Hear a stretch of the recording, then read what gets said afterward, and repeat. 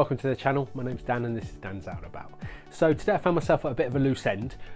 Work's been a bit quiet, just simply because it's the end of the month, beginning of the new month.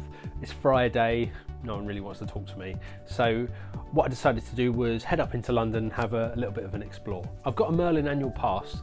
I've got the silver version, which gives you entrance into all of the Merlin owned attractions. The main ones that I have the pass for are Thorpe Park, Legoland and Alton Towers.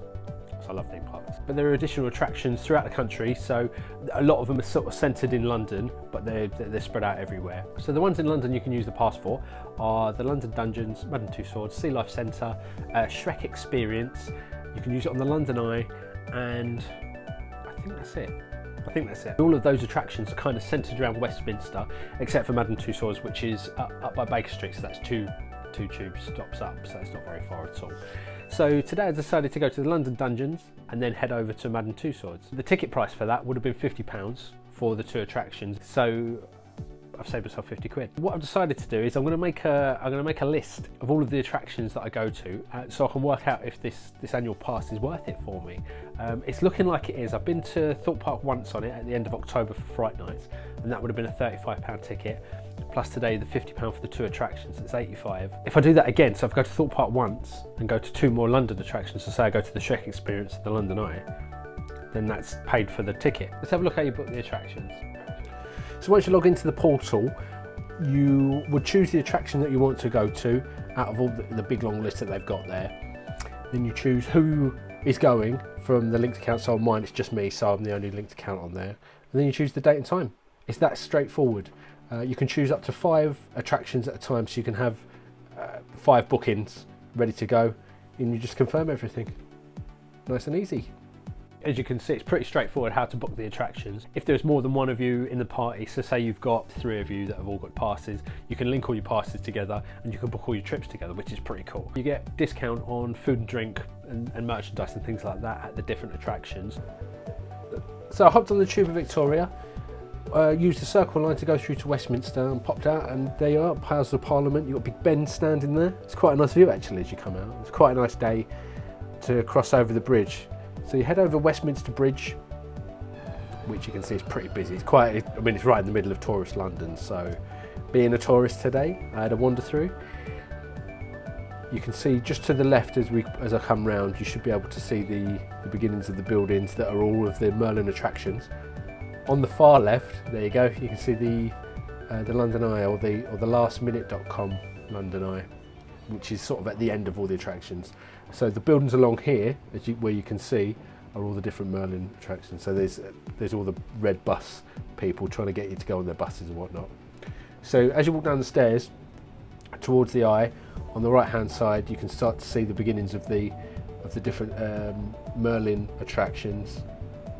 So the first one you come across is the Sealife Centre. That's just on the right here. And next door you've got the Shrek Experience, which I still don't know what it is. There's quite a few people around on a Friday morning, so there you go. So there's I keep saying Shrek Experience, the Shrek Adventure. There's a shop there as well, which apparently sells merchandise that's only available there. I don't know. So I haven't been in there yet, but I will go in and take a look. You've got Build-A-Bear as well, which I haven't seen for such a long time. And then you've got the London Dungeon. And that's where I'm heading in now. What I had forgotten is you're not allowed to film in the London Dungeons. It's so dark in there, I don't think we would have seen very much. But what happens is there are different eras through London, all the horrible histories, and you go through from room to room, and there are live actors in there, and they take you through different things. They're basically teaching you about all these horrible things like the plague, Jack the Ripper, there is Guy Fawkes. There's lots of different eras and different things that happen, and it's very cool, it's very fun. They make it very fun. The actors in there seem to really enjoy their jobs, which make it 100 times better for you when you go through. It's very interactive. I do tend to get pulled out of these things because of the way that I look, but it was very fun. It was all really light-hearted, and it was a really good time. If you're around any of the dungeons, there's a few different ones around the country. If you're around any of them, I would suggest just going and just enjoying yourself. It's a good couple of hours of fun. Learn something and also have a laugh. Coming out of the London Dungeon, I walked back up to Westminster. You can actually walk it, but it takes about half an hour. And I was feeling lazy, so I decided to walk back over Westminster Bridge and head to the tube station. Now, Now everything's in full swing, so you can see just on the right hand side there was someone selling meat, which was weird. Someone telling me that I'm going to hell, which is weird. And all the scam games. So this one was a card game where they were trying to scam people. There was wads of money being handed around. So it's all a scam. It is all a scam. So if you do this, don't get involved. So there's where's the ball? Pick the ball out of the 3 cups. Scam. Other things going on like all tourist trap stuff. I mean, I really, in all honesty, don't get involved in any of that. So coming out of the station at Baker Street, if you walk to the left, you come up to Madam Tussauds. So go through all the security and upstairs and into the main area. So there was quite a few people around, so I found that a lot of the footage that I took was just of people standing around in front of the exhibits, but they've caught a few here. So you got the Rock. I got a nice selfie with the Rock.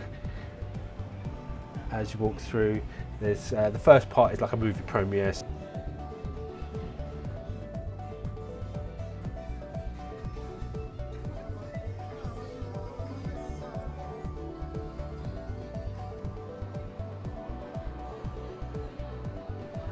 So there's a lot of statues. They seem to move around. So there's areas. So the first one's a movie premiere.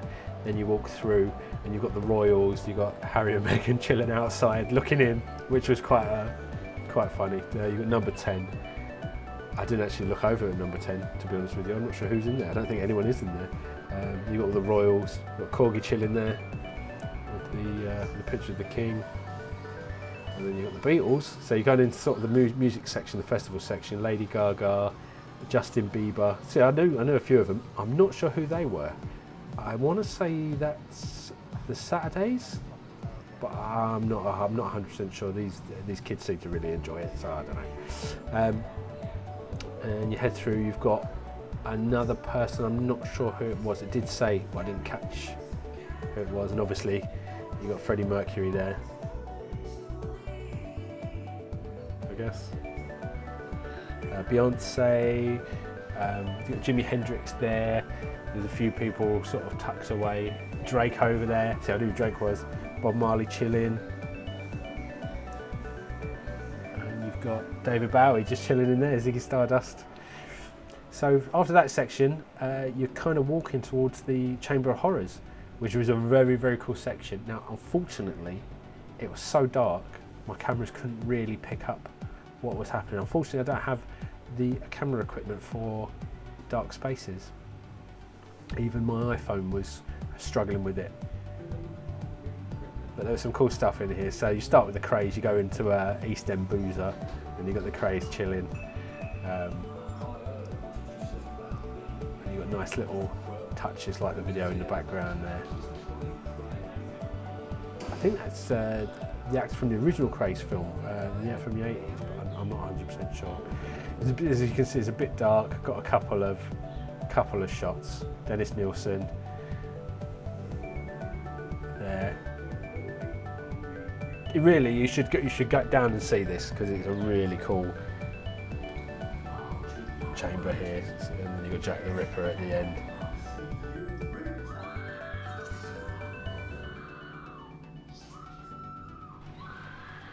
As you come out, you've got like the French Revolution, and it was very cool. It's very, very cool. I think the Chamber Horror stuff's a little bit dated, but you know the technology moves on, doesn't it? So all of the newer models look unreal. I did walk past one of Arnold Schwarzenegger that just didn't do it justice, shall we say?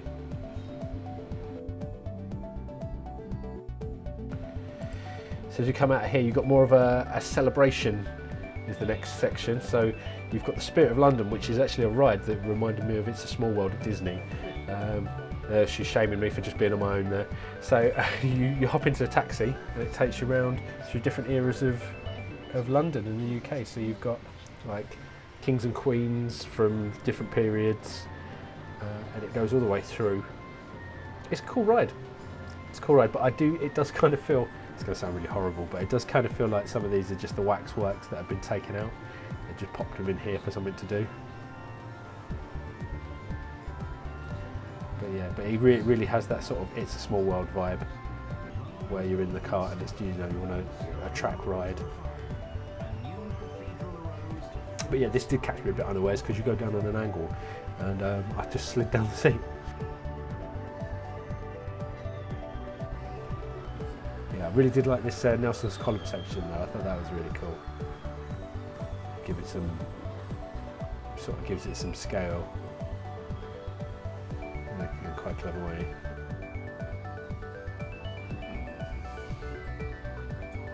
Then we go into the different eras of the 20th century. So you get to see all the 60s, 70s.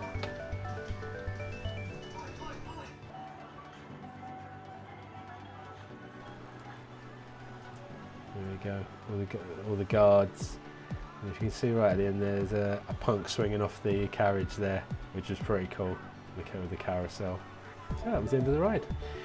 And then after that, you go into the Marvel 4D section, which is basically a giant cinema. Obviously, didn't film any of the 4D. There's no point, you wouldn't be able to see it. But as you walk into the waiting area, you go through past all of the superheroes. And you're in like a foyer for the cinema, so you can get popcorn and sweets and drinks for the show. Pick up your 4D glasses or 3D glasses. You go and sit back and enjoy a 15-20 minute movie. There's lots of back pokes and all sorts of stuff like that. So, and then the last section is the Star Wars section, which I got hardly any footage of because it was very packed. Because obviously the cinema lets out together, so everyone's in the same section at the same time, and it was really dark. And lastly, you got Boris Johnson in a phone box. Hopefully they'll have a dumpster out the back for him next time I visit. So thanks for watching. If you enjoyed the content, give us a like and a subscribe, and I will see you in the next one. Thank you. Cheers.